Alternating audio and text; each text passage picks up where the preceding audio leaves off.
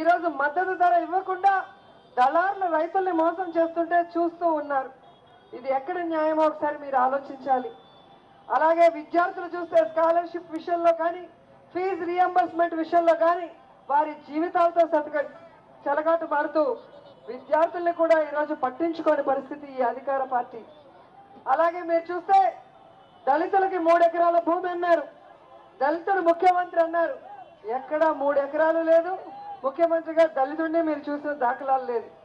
ఉన్న రాజయ్యని ఊడబీకేసి ఈరోజు తనకు అనుకూలంగా ఉన్న కడియం శ్రీహరి గారికి మంత్రి పదవి ఇవ్వడం కోసం ఈ ఎన్నికలు తీసుకొచ్చి ఈ భారాన్ని మళ్ళీ పన్నుల రూపంలో మీ నెత్తినే వేయడానికి అధికార పార్టీ చేస్తుంది తప్ప మీకోసం మీకు ఉపయోగపడే విధంగా ఈ ఎన్నికలు లేదు అనేది కూడా మీరు తెలుసుకోవాలి.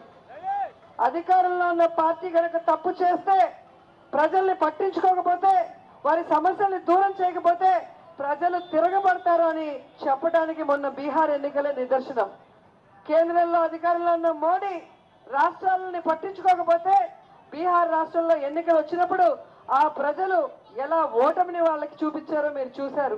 అలాగే ఇక్కడ కూడా 17 నెలల అధికారంలోకి వచ్చిన తర్వాత కూడా ఒక్క పేదవాడికి ఇల్లు కట్టివ్వని, ఒక్క రైతుకు రుణమాఫీ చేయని, ఒక దళితుడికి 3 ఎకరాల భూమి ఇవ్వని, ఒక విద్యార్థికి ఫీజు రియంబర్స్మెంట్ చేయని, ఒక KG to PG free education ఒక పిల్లవాడికి కూడా చేయని ఈ అధికార పార్టీకి బుద్ధి చెప్పే ఆయుధం ఈరోజు ఓటు రూపంలో మేము ముందుకు వచ్చింది.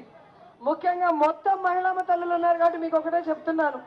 ఈరోజు ఆడవాళ్ళు సంతోషంగా ఉంటే ఆ ఇల్లు బాగుంటుంది, ఆ రాష్ట్రం బాగుంటుంది, ఆ దేశం బాగుంటుంది అని నమ్మిన వాళ్ళల్లో రాజశేఖర రెడ్డి గారు. రాజకీయంగా, ఆర్థికంగా మీరందరూ కూడా ఎదగాలి అని అన్ని రకాలుగా మీకు అండదండలుగా ఉన్నాడు. ఆయన మంత్రివర్గంలో ఎంతమంది మహిళలకి మరి మంత్రి పదవి ఇచ్చారో మీకు తెలుసు. హోం మంత్రిగా కూడా సబితా ఇంద్రారెడ్డి గారిని ఆ రోజుల్లో పెట్టి మహిళగా మనని గౌరవించిన ఘనత రాజశేఖర రెడ్డి గారికి దక్కింది. కానీ ఆయన చనిపోయిన తర్వాత ఈరోజు కాంగ్రెస్ పార్టీలో నాయకత్వం లేదు. నాయకుడి కోసం వాళ్ళు దిక్కులు పరిగెడుతున్నారే తప్ప ఈరోజు ప్రజలకి అండగా ఉండే నాయకత్వం లేదు. అలాగే బీజేపీ చూస్తే ఈరోజు మోడీ గారి పరిపాలన చూసి ఏ విధంగా బీహార్లో ఇచ్చిన రిజల్ట్స్ కి ఇక్కడున్న బీజేపీ వాళ్ళు కూడా కుదేలుమని కింద పడిపోయారు.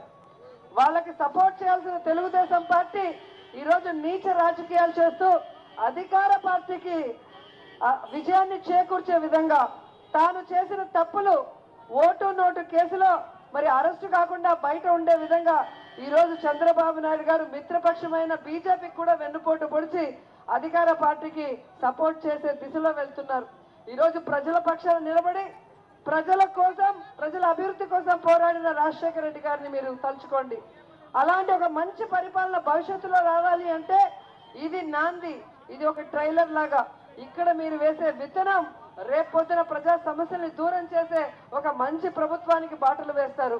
కాబట్టి ఈ వరంగల్ ఉప ఎన్నికల్లో రాజన్న పరిపాలనకి మేము స్వాగతం పలుకుతున్నామనడానికి నిదర్శనంగా ప్రతి ఒక్కరు కూడా ఫ్యాన్ గుర్తుకి నల్లా సూర్యప్రకాష్ గారికి ఓటేసి గెలిపించాల్సిందిగా కోరుకుంటున్నాను.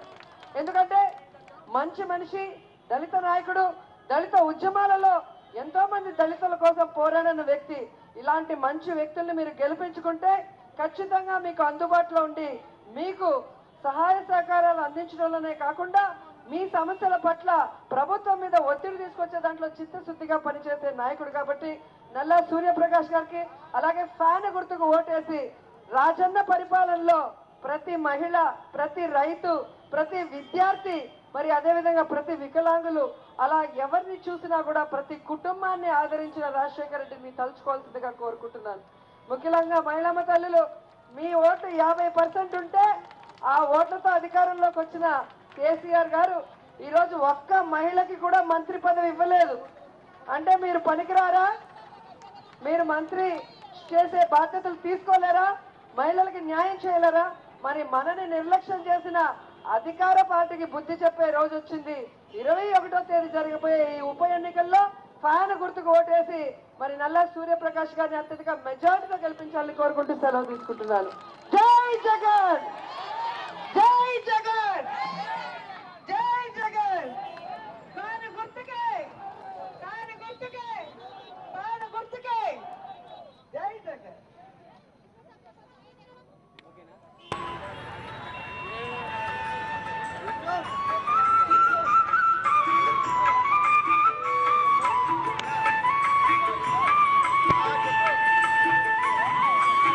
పల్లెలన్నీ అడుగుతున్నాయో